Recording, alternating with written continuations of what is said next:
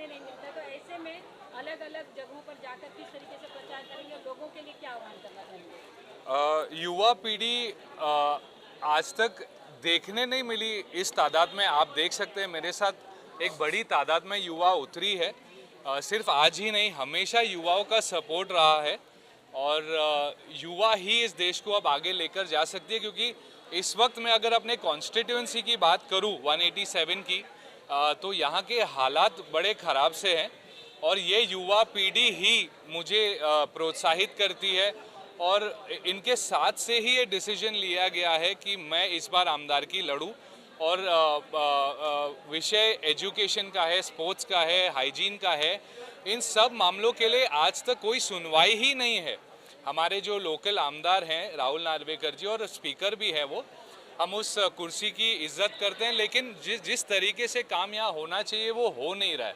इसलिए अब समय आ चुका है कि एक नया चेहरा, नई उम्मीद, इसलिए युवा को लेकर ही मैं आगे बढ़ूंगा। अब सर, गणपति बप्पा का आशीर्वाद लेकर क्या कहना चाहेंगे कि किस तरीके की शुरुआत करेंगे? गणपति बप्पा को तो विघ्नहर्ता माना जाता है और शुरुआत वहाँ से होती है।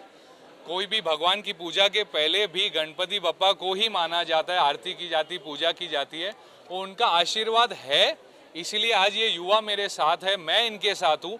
इनके दम से मेरा दम बढ़ा है। सर, माना जा रहा है कि एक पासवान वहाँ पर है और एक आप जैसा पासवान की तरह खड़े हुए हैं। हाँ, क्या कहना ये काफ़ी मीडिया वालों ने ये पिछले कुछ दिनों में चलाया कि बिहार को एक हमारे जो नेता चिराग पासवान जी हैं वहाँ से, कि महाराष्ट्र को क्या एक नया चिराग पासवान मिल रहा है, ये बात उठ के आ रही है। तो क्यों नहीं, वो मेरे बड़े भाई हैं और उनसे मैं प्रोत्साहित होता हूँ, उनसे मैं इंस्पिरेशन लेता हूँ। और अगर मेरी बराबरी या कंपैरिजन उनसे की जा रही तो मैं बहुत खुश हूँ और ये होना भी चाहिए। तो शायद मुंबई और महाराष्ट्र को ज़रूर एक नया चिराग पासवान मिल रहा है। नया चिराग पासवान को आम जनता के लिए खासकर यहाँ क्या क्या नए मुद्दे रहेंगे? आप किस बेस पे जो है यहाँ क्या नए मुद्दे रहेंगे? नए मुद्दे कोई नहीं है, पुराने मुद्दों पे ही काम नहीं हो रहा है। आप मुझे हाइजीन की बात बताइए, स्पोर्ट्स की बात, एजुकेशन की बात। एजुकेशन महंगा हो गया है, हमारे बीएमसी के स्कूल अच्छे क्यों नहीं बनते, यहाँ स्पोर्ट्स फैसिलिटी क्यों नहीं है, बहुत सारी चीज़ें। दूसरी चीज़ ये है कि हमारे यहाँ पे लोगों में ही लड़ाई की जाती है, करवाई जाती है। मैं चाहता हूँ कि पहले यूथ एक साथ आ जाए, जो हो रहा है अब दिख रहा है कि एक दूसरे के मसले छोड़कर लोग एक साथ आ रहे हैं। इसका मतलब ये है कि लोग यहाँ चेंज चाहते हैं।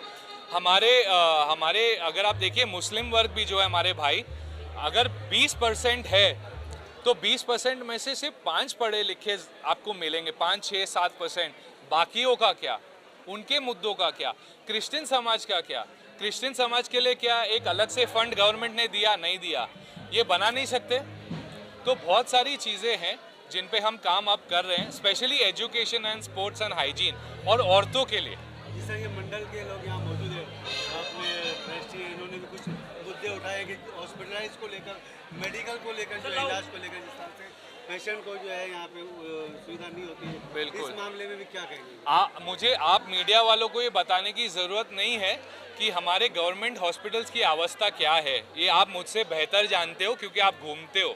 लेकिन इस पे काम करना बहुत ज़रूरी है कि ये फैसिलिटीज़ को और बेहतर कैसा बनाया जाए। और मैं वादा ये देता हूँ कि जीतने के बाद मैं ज़रूर इस पे काम करूँगा कि फैसिलिटीज़ अच्छी हो और हमारे जो गरीब वर्ग है उनको तकलीफ़ ना हो। एक मंडल ये 50वां साल है हमारे गणपति का, ये 50वां साल है हमारे गणपति का और यही साल में हमारा मेडिकल कॉलेज सैंक्शन हुआ है, combined GT hospital and Cama hospital. तो इसके आगे सुविधा अच्छी होंगी। हम इनसे भी दरख्वास्त करते हैं कि ये भी ध्यान दें इस सब मामलों में, क्योंकि इनका एक विषय रहा है गरीबों की सेवा। तो अभी ये जो सुधारणा होने वाली है, मैं इनको आह्वान करता हूँ कि